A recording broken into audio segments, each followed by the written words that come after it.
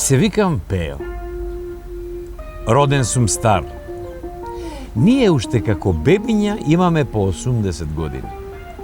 Се раѓаме мудри, келави и со заби. Ке прашате што правам? Ке ви кажам. Сеирам. Гледам, зјапам, тоа правам. Тоа изгледа како безцелно седење, но не. Тоа е активност која бара концентрација и посветеност, како држење мртва стража. Ништо не смее да помине, а јас да не видам, да не забележам, да не коментирам. Толку сум оддаден на сеирот што не можам да фатам било каква друга работа. Спијам со отворени очи. Ова се семки од тиква. Начин на употреба.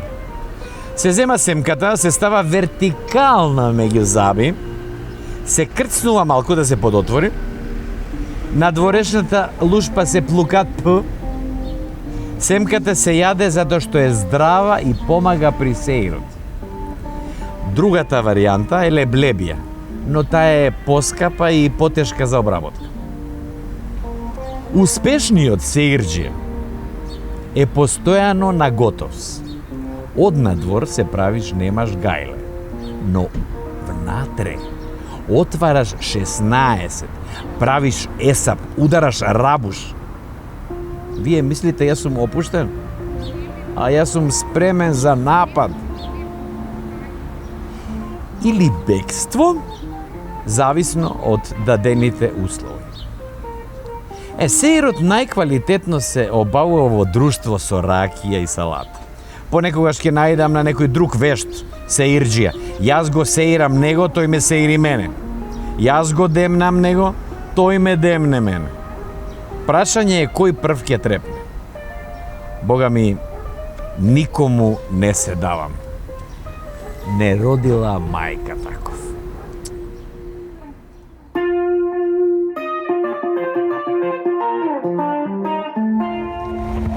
Горан Стефановски е преведувач на македонските состојби и болести. Тој ни помага да ги разбереме нашите идентитетски прашања, да разбереме нашата историја, подобро да разбереме што ќе се случи во мината, што се случило во минатото. И ни помага да станеме дел од целиот цивилизиран свет. Горан е мојата судбина, не само заради тоа што неговиот татко и мојот татко се оснивачите на Македонскиот народен театар и играле во првата представа Платон Кречет, дека неговата мајка и мојата мајка биле актерки, туку заради тоа што сме живееле во една иста куќа во Битола на Београдска број 5 и сега во Скопје сме не дели само една куќа. Судбина ми е заради тоа што сум играл во скоро сите негови представи, сум ги добил најголемите првни признанија во тогашната Југославија и во Македонија. Имаше големо влијание врз мојот живот и врз формирање на мојот вкус, и музички, и литерарен, и воопшто имав како помлад брат секогаш влијание од него. Од неговите плочи, од музиката која ја слушаше, од книгите кои ги читаше и од друштвото со кое се дружеше. Верувам дека меѓусебно се надополнувавме во тоа што го правевме.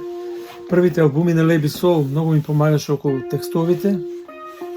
Инаку бев еден од оние на кои прво им ги читаше неговите нови драми, уште незавршени. Прво мене ми ги читаше и ги споделуваше дилемите околу одредени работи.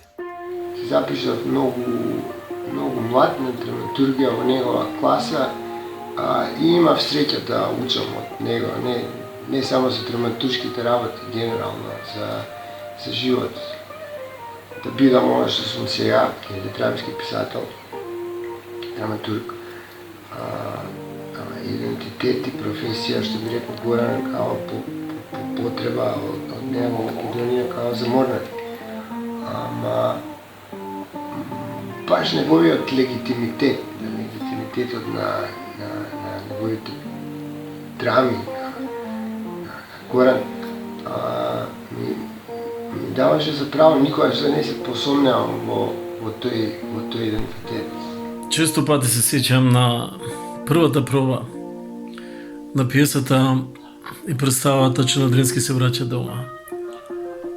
И на првата проба Горан Стефановски доаѓа, возбуден со детска трема, бидејќи го представува своето ново дело со безгранична почит и љубов кон глумците и кон театарот и го образложува својот концепт на пиесата. Пиесата беше составена иначе од повеќе едночинки кои во одреден контекст зборуваат и се допираат до одредени сегменти од животот на војдачот Надрински.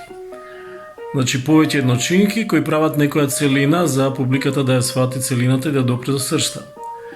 И вика, еве јас го направив, вика, тестото. Вика, и ова е, вика, така наречена геврек драматургија. Првпат го слушнавме тој термин. И вика, јас го направив тестото, а вие сега за да го направите геврекот треба да направите дупката.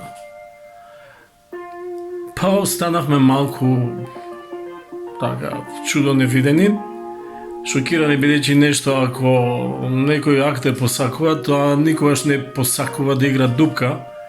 И често пати се навраќам на таа геврек драматургија на Горан Стефановски, како минува времето.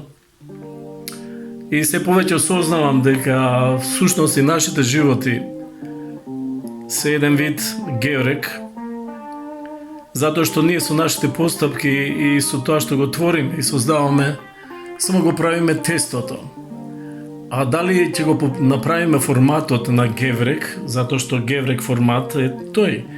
Геврек не постои без дупка. Тоа ќе биде кифла или перек или не знам што сакате друго. Така да таа гениална констатација на Горан колку да звучи така етно, ден денеска ме просветлува и се повеќе разбирам дека големината на секоја личност се состои од тоа колку ќе остави голема празнина за дупката. Кај големите личности дупката се пополнува со генерации, како што мислам дека ќе биде и случајот со Горан. Тестото што тој го направи ќе бара многу генерации за да го пополнат геврекот од неговото творештво, неговата личност. Му благодарам дека постои и дека постоеше во живо на многу средби и дека имав таа привилегија да се познавам и лично со него и да учествувам во создавањето на тој некој негов геврек. Имајќи ја можноста да играм во неговите представи и дружењето на во аеродром пред да замине во Англија, но секое доаѓање ние знаевме да се видиме, да се сретнеме и да си поприкажеме. Горан за мене реков дека е судбина, но за Македонија е ненадоместлива загуба. Театарот во Македонија имаше многу среќа да го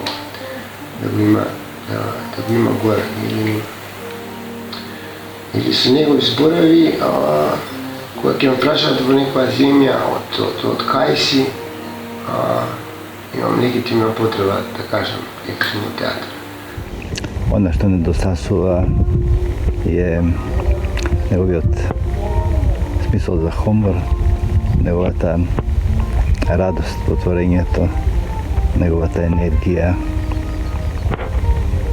за она што наизглед изгледа неостварливо и неговиот оптимизам и позитивна енергија која што зрачеше независно од времето, од состојбите, од светските кризи, од драмите на нашата земја и нација. Мислам дека како култура многу му должиме на Горан и верувам дека неговиот опус и неговото дело ќе бидат трајна инспирација за сите оние кои во иднина и сега се разбира сакаат да се занимаваат со театар и со драматургија. Многу ми е жал што не напушти пред 2 години. Верувам дека споменот за него ќе биде во мене се додека и јас постојам. Слава му, да сме живи и здрави. Голем поздрав, Владко Стефановски.